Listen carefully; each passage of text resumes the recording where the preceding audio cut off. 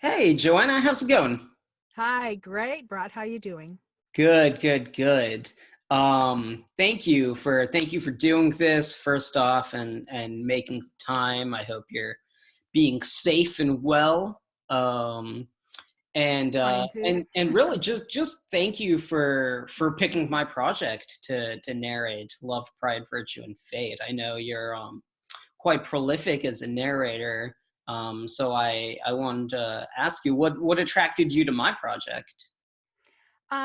Well, we met, I don't know how long ago. What was it, like Yeah. 5 years ago? Or it was probably a little longer than that. Well, I guess I was running for office at that point. And when you contacted me, I remember telling you way back then, oh, I just started narrating because I Yeah. had seen that you had written a book.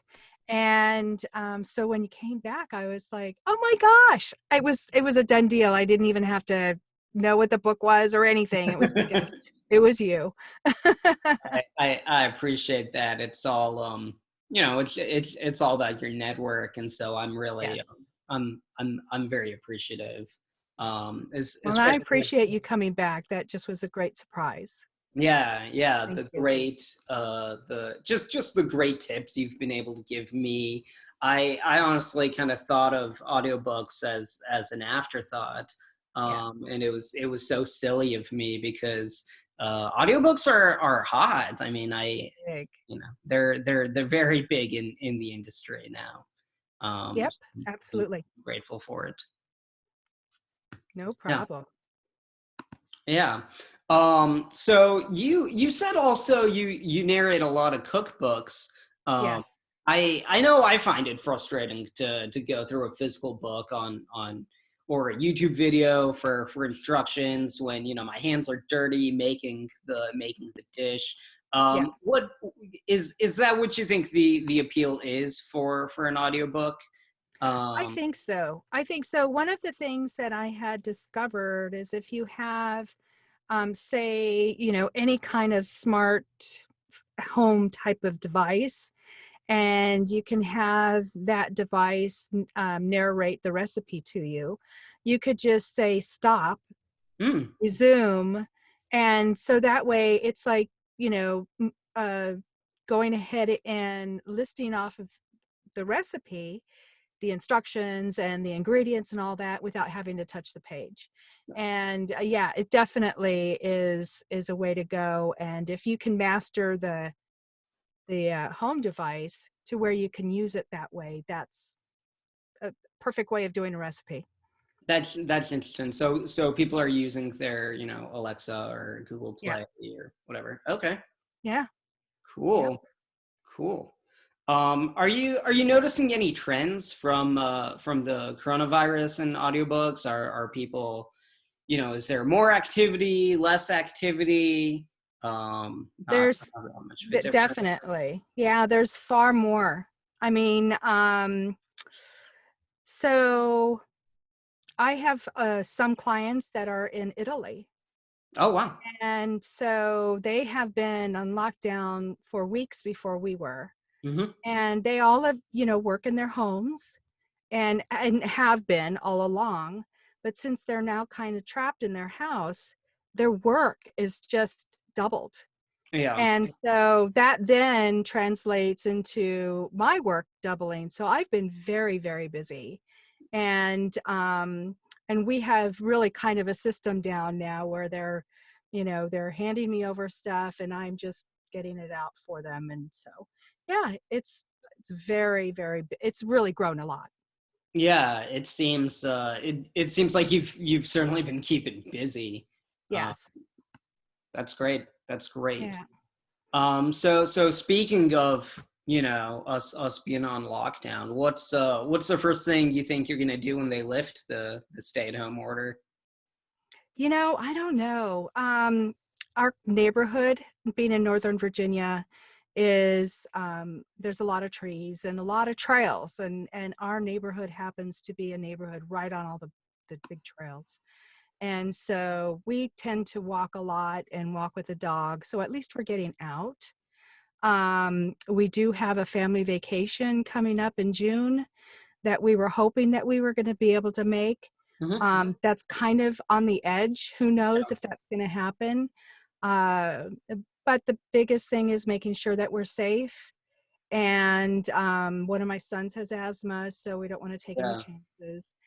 But, you know, hopefully we can go on that vacation because we all do need it. Uh, Yeah, yeah. absolutely. We've got a family trip planned uh for the end of May that we just canceled the flight for. Uh, Oh, so that's too bad. Yeah. hopefully find some other way to get there. Um, Yeah. Yeah. So I have a question for you. yeah. Okay, so in your book, you have a certain style, and Mhm. it's very relaxed, and you know, I mean, it's a very common language. What made you decide to write in that style for this particular book? I gotta say, I don't think it's this particular book. I think it's just really I've always fancied myself a bit of a layman. I've really never bothered seeing the point in being unnecessarily obtuse. I really appreciate writers who can get straight to the point. I'm not quite into Hemingway that way, I guess.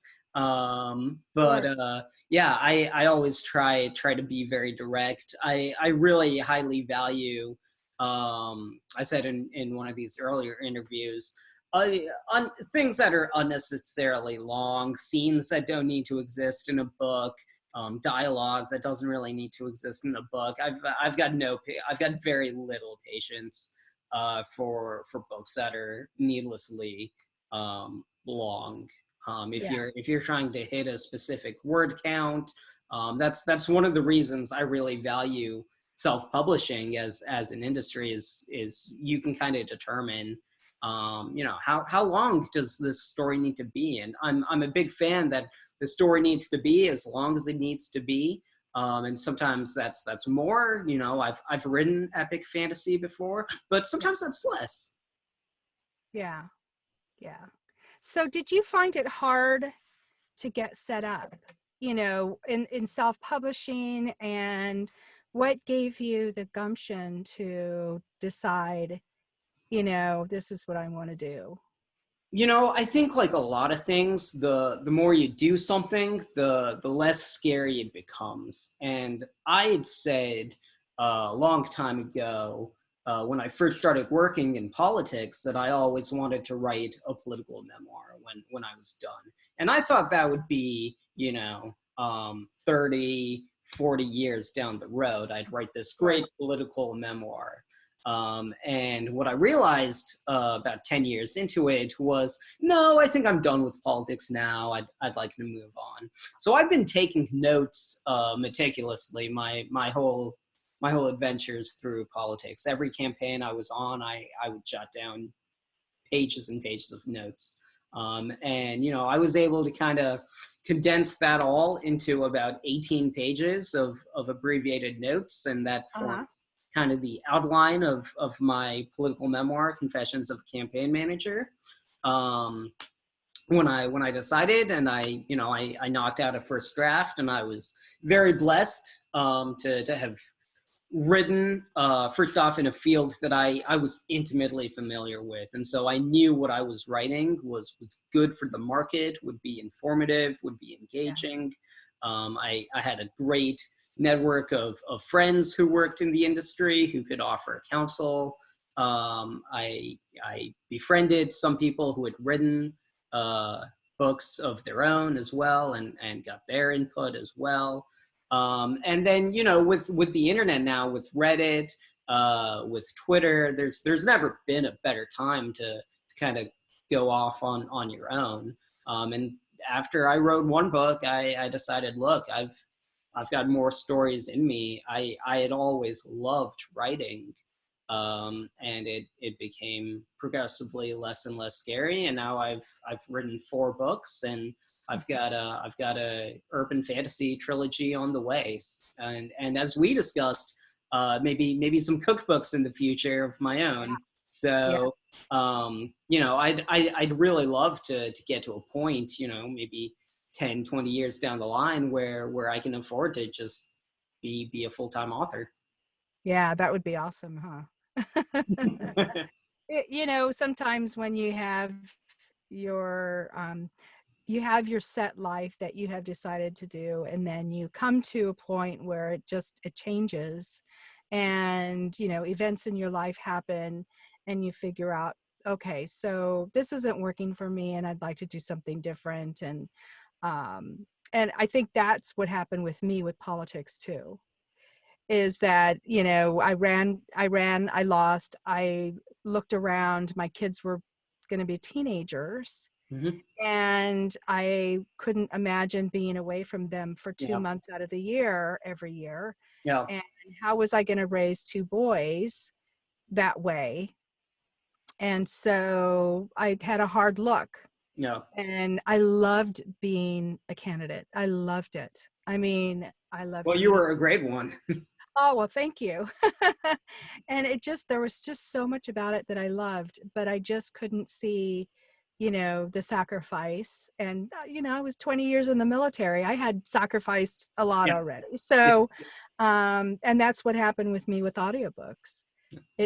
I found this, and I can be here. I'm in my studio, and it's in my basement, and I can see my kids every day, and my husband, and it Yeah.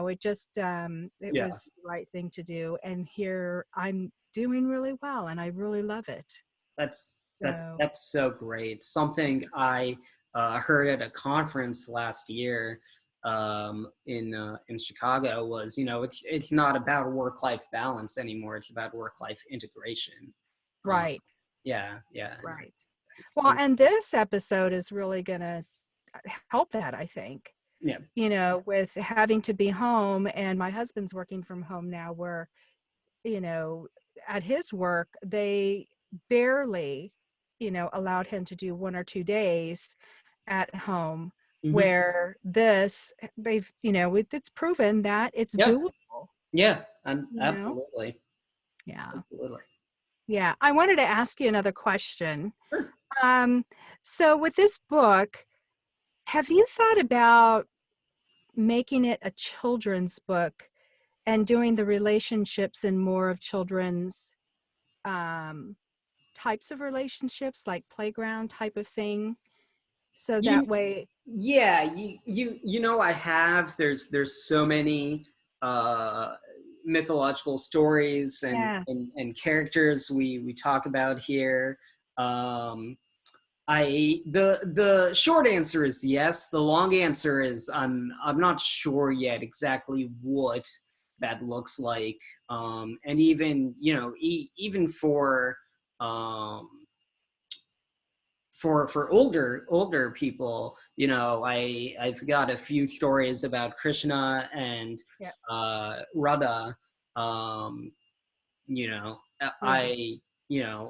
I've been thinking about exploring that story, in a modern American setting. What would Krishna's story look like in the terms of, maybe a romantic comedy set in a high school. That would be awesome. Yeah. Yes, I definitely do want to come back to these characters. I'm just not sure how would Very be nice. at this point. Yeah. Yeah. Um, Now, I did like what you did on what you're doing now with your book, or the urban one. mhm. You talked about with the other narrator about white privilege being the what was it, a pill or something like that? Oh yeah, yeah, yeah. Basically a drug. Yeah. So, Yeah. yeah, the idea of this trilogy set in modern day New York, um, where, white privilege is conceptualized as a drug. That was really a vision in my head that's kind of served as the impetus for now what's become a trilogy. And, going back to word counts, the stories are small. They're on the smaller ends of things. You know, all three together will be a pretty robust epic fantasy. Uh-huh. But taken individually, they're going to be pretty small. They're going to be 40, 50,000 words. Okay. Which, you know, if you went the traditional route, if you tried to query that novel, you probably wouldn't find an agent, because that's just not the word count that the marketplace is looking for. Right. Right. Yeah. Well, that sounds so fascinating. I'm looking forward to when it's coming out, because that I mean that is something that I would be very interested in. Definitely. I'll send it your way. Yeah. Kind of my last question was a silly one, Okay. that I ask everyone. Would you rather fight 100 duck-sized horses or one horse-sized duck? What was the 100 what? 100 duck-sized horses or Oh, one horse-sized duck? 100 duck-sized horses. Okay. That well, yeah, because so you could take them in chunks then Yeah. instead of the big horse or the big duck, because that's a Yeah. lot. Yeah. And I'm wee tiny, so that's funny. I love it.